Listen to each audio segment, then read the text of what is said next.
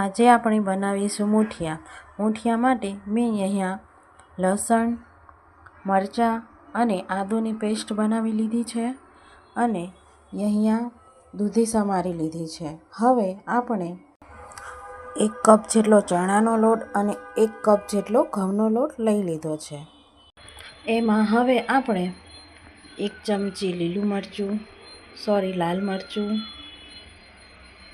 1 ચમચી હળદર પાવડર, 1 ચમચી જીરું પાવડર, સ્વાદ પ્રમાણે મીઠું નાખીશું અને લસણ મરચાંની પેસ્ટ નાખીશું અને અડધું લીંબુ નીચવીશું.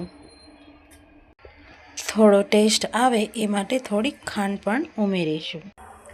હવે આપણે આનો એકદમ સોફ્ટ ડો તૈયાર કરી લઈશું. આપણો પરફેક્ટ ડો બની અને રેડી છે. મેં એક ઢોકળિયામાં પાણી ગરમ કરી લીધું છે. હવે એમાં સરસ મજાના ગોળ પીંડલા વાળી અને અંદર મૂકી દઈશ.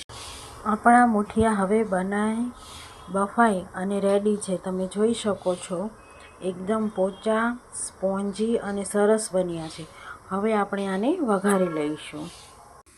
હવે આપણા મૂઠિયા બની અને એકદમ ટેસ્ટી તૈયાર છે.